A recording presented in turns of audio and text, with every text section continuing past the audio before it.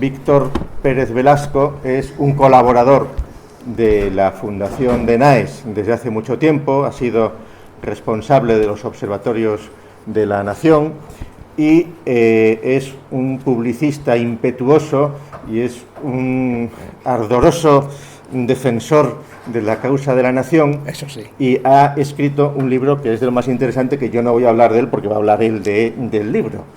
Pero sí que quiero agradecer su colaboración, su presencia y su entusiasmo, y para DENAES es un orgullo poder auspiciar en cierta manera la presentación de este libro Hispanofobia, que yo les recomiendo vivamente que lean, incluso que estudien y que practiquen. Y que lo compren. Incluso que lo compren. Bueno, pues y a los presentes que no sean socios de DENAES, invitarles a que se apunten también a la Fundación. Y entonces cedo la palabra a Santiago Abascal, que conoce perfectamente el libro y conoce perfectamente a Víctor y va a hacer también los honores. Bueno, muy buenas tardes. Víctor es mi amigo, aunque podría ser mi padre. De hecho, Víctor es abuelo, ha estado toda la comida suplicándome que llamara a Víctor a mi cuarto hijo, que van a hacer en diciembre, porque está el hombre escamado con que ninguno de sus nietos se llama Víctor. Lo digo por sí. Tengo ahí uno que se llama Héctor, este es Héctor, ¿no? Y bueno, si alguno de ustedes tiene sensibilidad y se puede apiadar de él, ténganlo en cuenta porque...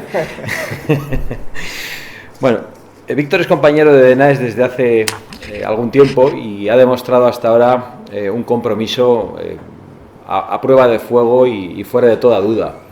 En el año 2011 no sabemos qué le pasó, que empezó a escribir un libro al año y publicó entonces Cine español y adoctrinamiento político en democracia, un estudio interesantísimo sobre, fundamentalmente, sobre en qué habían consistido las películas españolas cuando abordaban la guerra civil durante toda la democracia, siempre desde la misma óptica ideológica.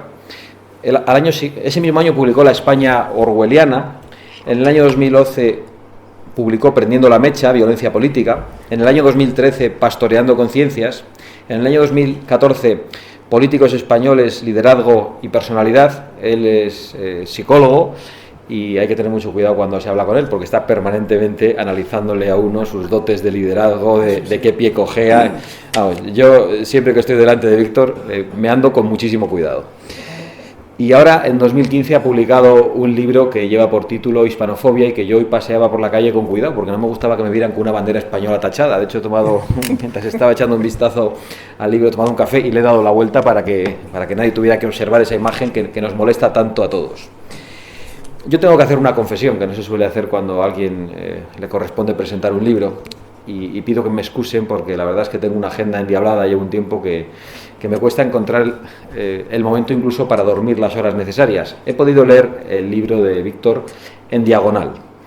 Sin embargo, me atrevo a recomendárselo, porque si Rivera y Pablo Iglesias, que no han leído a Kant ni le conocían, se atreven a recomendar a Kant, yo me atrevo a recomendar a Víctor, al que ya he leído en otras ocasiones con mucha más atención de lo que he podido hacerlo en esta ocasión, y además le conozco. Pero sí quería decir, más allá del libro del que él hablará, algunas reflexiones sobre el concepto de la hispanofobia y de la fobia asociada a movimientos políticos o a ideologías o a religiones. Deberíamos preguntarnos en primer lugar, ¿hacia qué hay fobia? ¿Hacia la unidad de España o hacia la identidad de España? La fobia se manifiesta contra la unidad en muchas ocasiones, pero en realidad hay una fobia hacia la identidad de España, hacia las características que nos han adornado a lo largo de la historia y que se ha venido manifestando de muy distintas maneras. Quizá el episodio fundacional de esa fobia es la leyenda negra contra España, propagada por nuestros enemigos, porque España fue una gran nación, lo sigue siendo, pero fue un gran imperio, y algunos colaboradores de esta fundación precisamente han estudiado mucho todo lo que tiene que ver con la leyenda negra.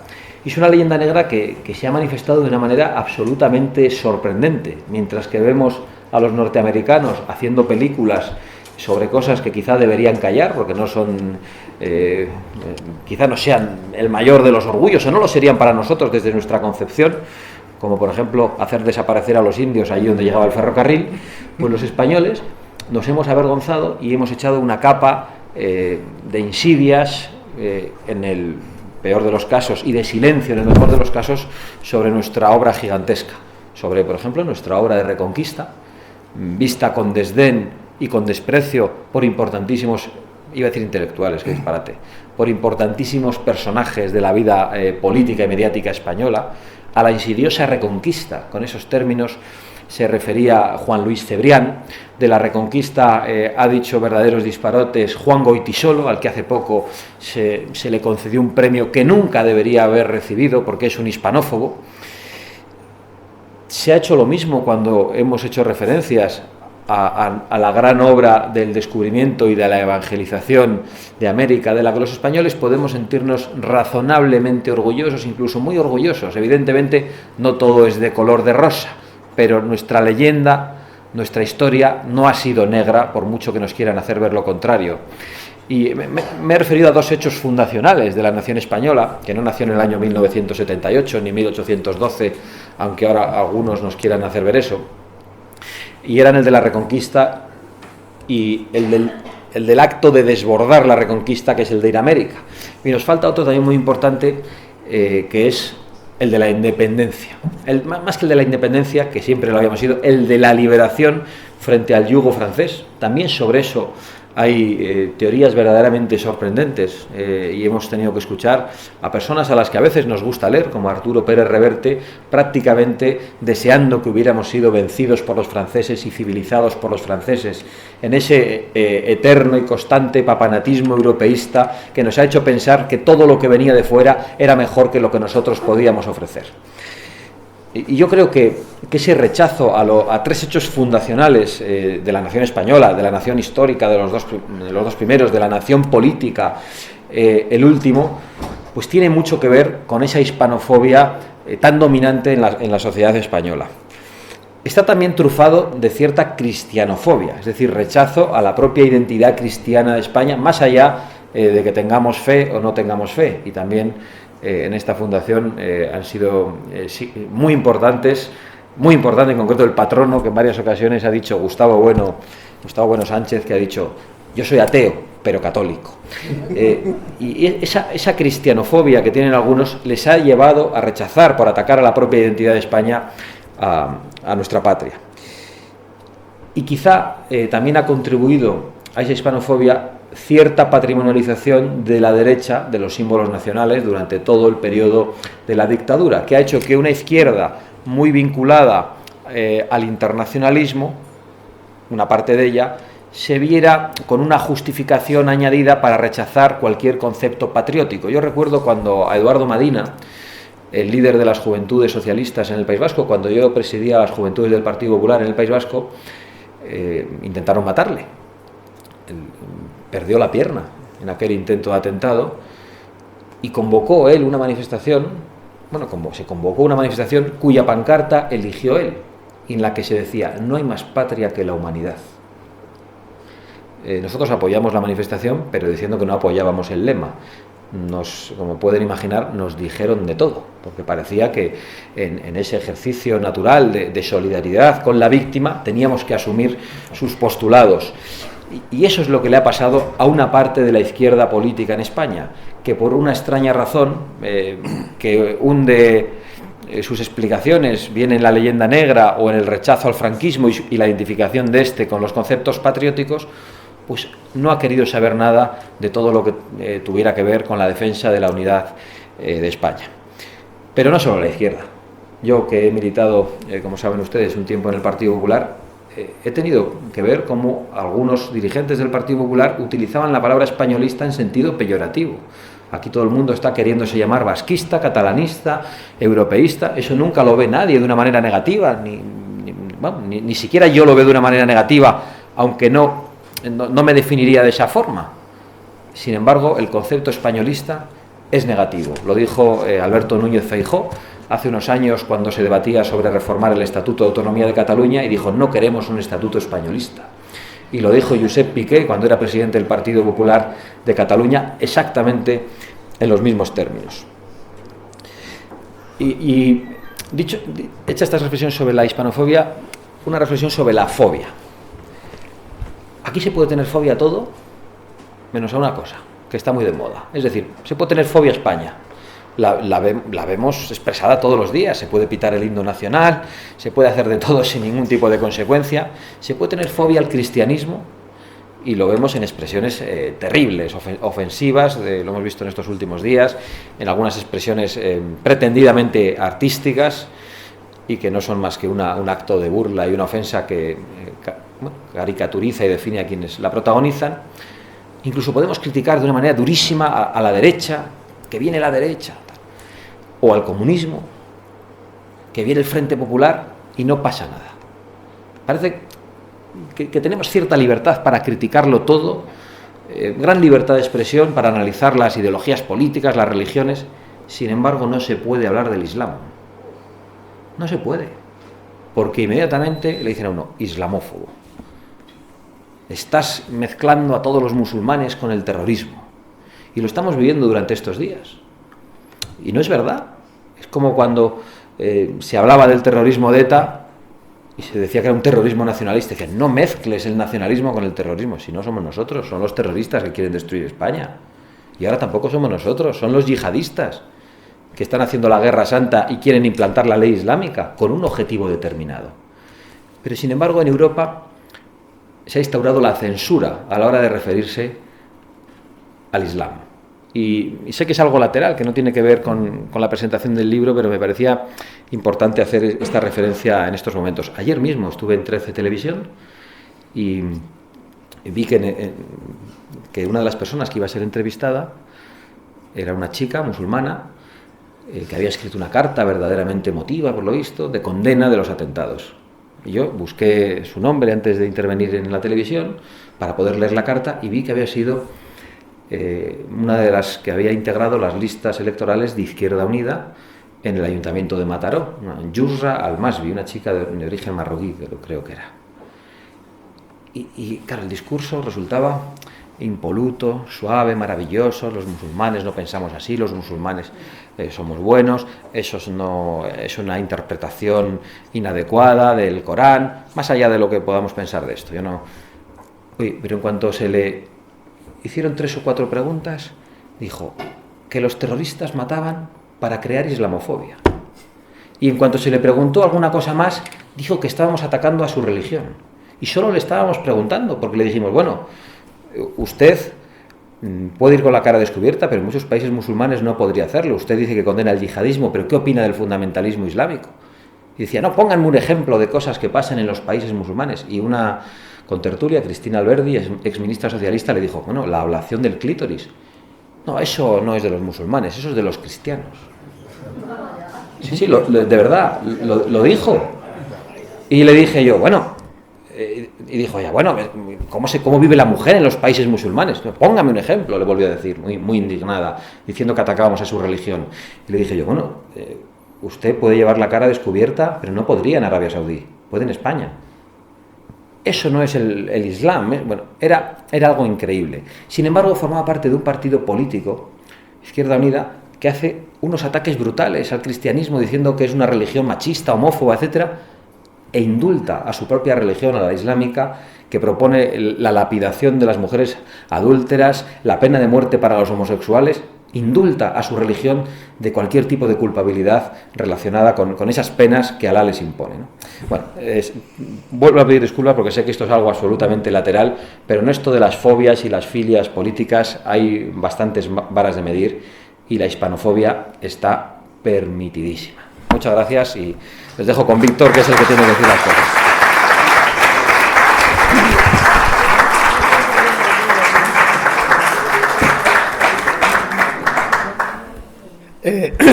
Lamento tener mala garganta. Bueno, muchas gracias, Gustavo. Muchas gracias, Santiago. Me has pisado parte de la intervención, como siempre. Yo me siento muy a gusto en este contexto porque estamos en un colectivo que lleva desde esta mañana debatiendo sobre el tema de la educación en España, y la hispanofobia no se puede explicar sin la presencia de los elementos y los agentes que crean este artificio, esta fobia artificial que es la hispanofobia, principalmente desde los medios educativos. El sistema educativo en estos momentos es un facilitador de la hispanofobia, y este es uno de los temas que se van a tratar en el libro. Este libro de hispanofobia es un libro que surgió en el seno de DENAES. Para los que no sepan qué es DENAES, es la Fundación para la Defensa de la Nación Española, y su objetivo es la defensa de España, de la identidad nacional y del orgullo patriótico, como tú dices, el patriotismo cívico. Bueno, eso lo dice más el PP, yo digo otra cosa. Tú lo decías antes. Es un poco descafeinado. Bueno, pero muy bien. Si quieres podemos ser más todavía. Bien, entonces la cuestión es que este libro tiene su origen en un seminario que íbamos a hacer aquí sobre hispanofobia. Si tú quieres hacer un seminario sobre hispanofobia, que yo lo tenía preparado, tuve que preparar un material de apoyo, y por eso surge este libro. Y este libro, que tiene ese origen obvio en la Fundación DENAES, y por eso estamos presentándolo aquí ahora, también tiene una característica importante, y es mi pasión por el adoctrinamiento. O sea, yo no sé si eso está bien dicho, pero tengo pasión por el adoctrinamiento. Cuando tú me preguntas, ¿y tú por qué te pones a escribir? Y yo te digo, muy sencillo. Primero, porque me operaron de un cáncer de próstata y salí vivo, y dije, voy a hacer cosas interesantes. Y segundo, porque vino al mundo Zapatero. Sí. Y Zapatero fue la persona que me demostró que si no me andaba con ojo, mi conciencia, mi libertad de conciencia iba a ser devorada por la factoría de producción de valores que no están conectados ni con la tradición, ni con la herencia, ni con mi voluntad. Por eso yo, las 5 publicaciones, 6 has mencionado, son 5, y la que viene son sobre el tema del adoctrinamiento político. El adoctrinamiento en el cine. Pero ¿cómo se me puede contar a mí, que soy hijo de un emigrante segoviano que vino aquí después de la Guerra Civil, que viví y vivimos, ¿verdad?, en el Canillejas postrepublicano? ¿Cómo se nos puede contar una mentira tan gorda de lo que era lo que había sido la Guerra Civil, si hemos sido testigos orales? El testimonio oral de la Guerra Civil lo tenemos nosotros, y sabemos y tenemos, para eso está el testimonio oral, tenemos derecho a criticar y a denunciar cuando se nos quiere mentir. En ese libro yo combato el adoctrinamiento del cine español, y además soy de los que no quiero ir a ver una película española, aunque esté bien hecha, porque yo, cuando un restaurante es muy bueno, pero el maître y los barmans me insultan, yo tengo el derecho de no ir a un sitio donde su servicio para mí es un servicio insultante. Y lo digo en cualquier escenario. No solamente mienten, sino que faltan al respeto y a la libertad y la igualdad ideológica de los que no piensan como ellos. Y esa fue la razón del primer libro. El segundo libro va a ser Orwell, y el tema de Orwell es un tema muy complejo porque hay que haberse leído en 1984. Y el tercero es la agresividad. Hice un estudio de la agresividad asociada con el adoctrinamiento. En conclusión, ¿cuál es el sello de mis libros? Diciéndolo vulgarmente. La mayoría de los escritos que hay ahora en política suelen ser historiadores, que la historia, efectivamente. Hay también filósofos, la filosofía política impregna y da un patrón importantísimo.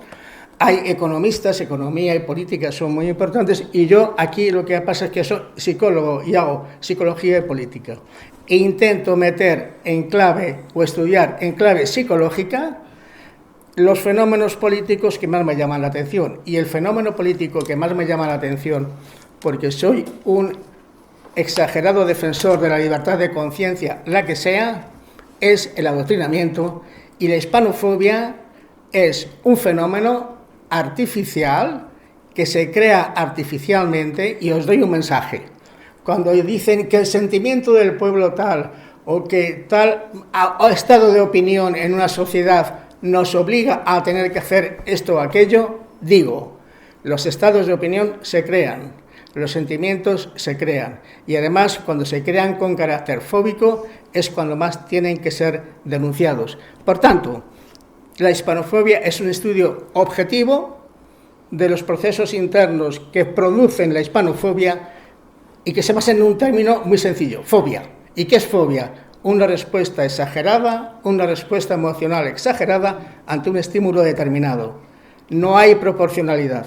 El sujeto fóbico es un sujeto que exagera su reacción ante el estímulo que tiene ahí.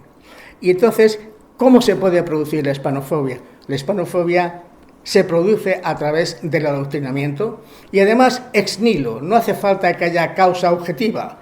El adoctrinador sabe que controlando los medios de comunicación, controlando el sistema educativo, controlando, teniendo una legalidad donde pueden legislar, pueden meter cualquier valor y pueden inducir en la sociedad, ahí sí que se puede hablar de manipulación, reacciones fóbicas.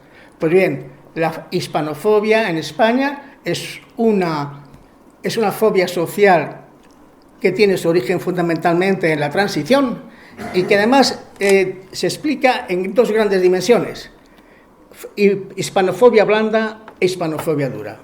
¿Qué es la hispanofobia blanda? La que fundamentalmente ha practicado la izquierda con no reconocer la identidad nacional, que la tiene cualquier país, con no reconocer una bandera legítima, constitucional e histórica, porque la bandera española es la bandera de la Armada. Hoy hablaba con alguien, si queréis ver el decreto ley o el decreto por el cual se crea la bandera nacional, está en el Museo Naval.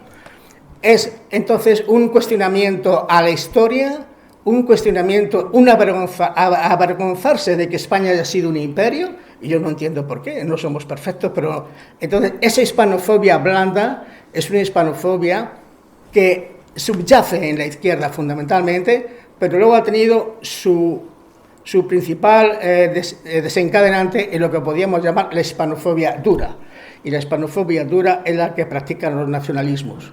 Los nacionalismos lo que hacen es, a partir no solo de la hispanofobia blanda, sino dar un paso más allá y ya España nos coloniza, España nos esclaviza, España nos roba y todo lo que queramos imaginarnos. ¿Y por qué se crean, por qué el adoctrinamiento produce las fobias sociales? Pues las produce porque tiene rentabilidad política. Porque cuando alguien me dice que es que el sentimiento independentista es del 43%, yo le digo, déjame que neutralice, estoy de acuerdo en este tema con una cosa que hemos hablado, déjame el sistema educativo, déjame la hegemonía de medios y eso te lo bajo yo en 3 años al 15%. Así de sencillo. El otro día estuve también en CCTV y fui a hablar de mi libro, claro, y me encontré con el ministro de Educación. Y le dije, ministro, cuando se iba, muy amable, digo, toma, qué interesante, digo, que sepas que esto está, en esto y en la educación, está la clave del separatismo. Es decir, desde que el sistema educativo, cuestionable por su imperfección o no, está delegado a las autonomías, el fenómeno de la hispanofobia es predecible que se ha incrementado. Y lo triste de este incremento es que no ayuda a la convivencia, no ayuda a la verdad. Y además, en la medida en que sigamos entregando los medios de adoctrinamiento a los adversarios de la nación española, pues estaremos en una situación que no tiene ningún país de Europa, ni de Occidente, ni lo que podría ser las sociedades judío-cristianas. No existe, solamente lo tenemos aquí, este fenómeno hispanófobo interno, no el externo, el otro es la leyenda negra, es un fenómeno verdaderamente predecible, descriptible, y esto aborda el libro. El libro estudia y dice que es una actitud, y una fobia es una actitud que se caracteriza por una forma de pensar, de sentir y de actuar. Piensa de una forma, emociónate en la línea con ese pensamiento y actúa de acuerdo con ese pensamiento. Si yo, por ejemplo, soy de Real Madrid y pienso que el Real Madrid es el mejor, mis sentimientos serán óptimos hacia el Madrid y mi conducta será de aproximación hacia el Real Madrid. Pero si pienso que es lo peor, entonces seré un adversario del Real Madrid, odiaré al Real Madrid y combatiré todo lo que sea del Real Madrid. Ahí ponen ustedes, España no es coincidencia futbolística real, pero es un hecho que es así.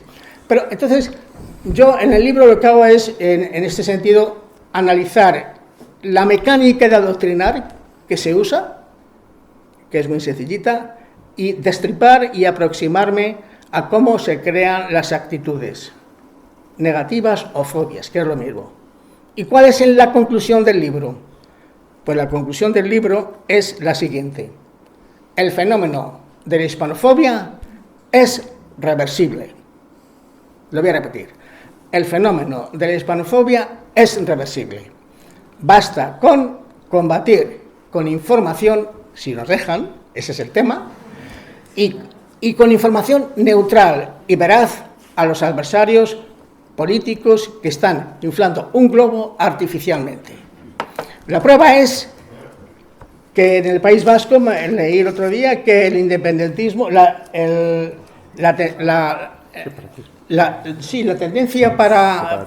el separatismo, no, la actitud, el voto, no el voto, la intención de voto es del 21%, solamente el 21% en el País Vasco. ¿Y eso por qué es? Pues porque la mecánica o la maquinaria nacionalista no está en ello ahora. No está en ello, es así. Tú conoces mejor la temática del PNV y toda esta historia. Dime, ¿puedes rectificarme? No, yo la verdad es que he visto ese dato ayer y el análisis que hice de por qué había bajado el porcentaje de las personas que quieren un Estado vasco independiente. La verdad que me sorprendió porque claro, pensé, en un contexto en el que no hay un discurso alternativo, en el que el Partido Popular y el Partido Socialista han bajado la persiana, han abandonado el terreno de juego o han arriado las banderas, ¿cómo es posible que hayan bajado? Y solo encontré una explicación, y es que se ha visto el desastre de lo que está pasando en Cataluña. Ah, bueno. Que además está sobre la mesa. Incluso he escuchado declaraciones del presidente del Partido Nacionalista Vasco verdaderamente moderadas, lo que no nos tiene que llevar a la confianza, fiarnos ni un pelo de ellos, son igual de malos. Lo digo, para que no piensen que me chupo el dedo, que ya sabía por dónde venían. Pero han visto las consecuencias que ha tenido en Cataluña para los propios partidos separatistas y cómo han encallado de alguna forma, a pesar de la falta de respuesta del gobierno, que eso también es otra cosa, pero han encallado. Yo creo que viene por ahí. Sí, pero es que eso me da, eso coincide con las tesis de que en la medida en que la gente adoctrinador no crea o no refuerza una idea y la realidad te devuelve otra información, tú te vas retrotrayendo. No va a pasar nada si mañana se aplica el 155 y que ese tema de que y las emociones de la gente se reconducirán, se adaptarán a las cogniciones de la gente, porque la gente pensará, qué barbaridad, es que el delirio doctrinal es muy potente. Eso de tener un delirio doctrinal que te hace inasequible al argumento y al documento, que lo dice muy bien, no recuerdo el nombre, Espada, que dice que los nacionalistas son inasequibles al argumento y al documento, esa ceguera mental que ellos aportan tiene que romperse, entre comillas, con lucidez informativa, con información. Por eso, hoy, cuando aquí se estaba debatiendo el tema de la educación, yo he hecho la intervención que he hecho, que he pedido, ¿por qué no se exige que los profesores, ese currículum oculto doctrinal que hace que un profesor, cuando se pone frente a alumnos, tú no estés viendo, pero él sí lo esté haciendo, te esté adoctrinando en sus valores, que no son los que quiere el padre ni los que quiere el sistema? Porque ahí está el agente adoctrinador. También menciono a Orwell y la policía del pensamiento. La policía del pensamiento era una metáfora de George Orwell en su novela 1984. Tenemos, o tienen en estos momentos, fundamentalmente los nacionalismos, demasiados policías del pensamiento que se encargan de ir cercenando, cortando y eliminando aquel pensamiento discrepante, y esta es la clave de por qué cuanto más el aparato socializador y el aparato educativo, más los medios de comunicación, cuanto más potencia tengan antiespañola, verdaderamente más pronto o más cerca están de alcanzar sus objetivos. Y ahí no importa nada la verdad. Pues hay que reclamar la verdad, porque la verdad es la que permite que el sujeto decida libremente sobre qué opción quiere o qué opción no quiere. Conclusión, es reversible el proceso de hispanofobia, que por cierto, y está muy bien tocado por tu parte, corre paralelo al concepto de cristianofobia y son sinérgicos, porque el cristianismo en Occidente y en España la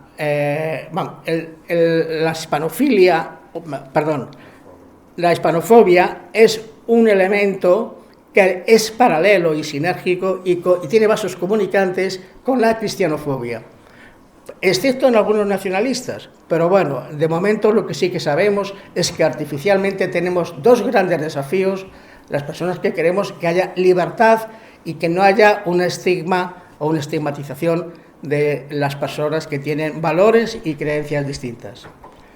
El tema es reversible y yo propongo en este libro una cosa muy sencilla, la tengo que proponer por pura coherencia personal. Es que realmente debería de haber un plan de pedagogía social, se tiene que entrar en pedagogía social para recuperar ese valor que luche y combata contra la hispanofobia. Y hay que hacer planes concretos de desintoxicación doctrinal en algunas regiones de España. Y esto sería algo que se tiene que plantear ya sobre la mesa o que tienen que llevar los partidos políticos. No sé si tú tendrás... Toma nota del concepto de desintoxicación. Me ha encantado. ¿Te ha encantado? Desintoxicación doctrinal. Eso lo hicieron los americanos después de derrotar al Tercer Reich en el año 46, 47 y 48, y comenzó con un periódico en alemán que tenía todo el estilo de la prensa americana, y consiguieron, lanzando gratuitamente millones de ejemplares diarios entre los derrotados alemanes, que viesen lo que era la libertad de prensa, que viesen lo que era una forma de leer noticias sin tener que estar adscrito a valores, y consiguieron de alguna forma también minar o ir desintoxicando a aquel colectivo que incluso tuvieron que hacerse planes de desintoxicación en valores entre los niños pertenecientes a las juventudes hitlerianas. Por tanto, con información se crea la hispanofobia, con información se desmonta la hispanofobia.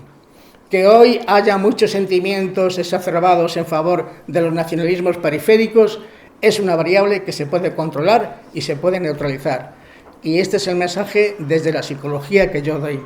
Creo que las fobias sociales, y de la misma forma que se crean, se destruyen, y tenemos que ir denunciando, y este es el papel de DENAES y el papel que hacemos nosotros, autores a título individual, porque voy a tener que darte la razón, y me has pisado la intervención, porque yo tenía previsto esta paradoja. En España no se puede tener xenofobia, por Dios, el odio a lo extraño, a lo extranjero. En España no se puede tener islamofobia, por Dios, el odio al Islam, el rechazo irracional al Islam. En España no se puede tener homofobia. Muy bien, no podemos tener homofobia, pero en España hay gente que estimula y que alimenta que la hispanofobia siga existiendo. Y contra eso estamos. Y además ganaremos. Muchas gracias.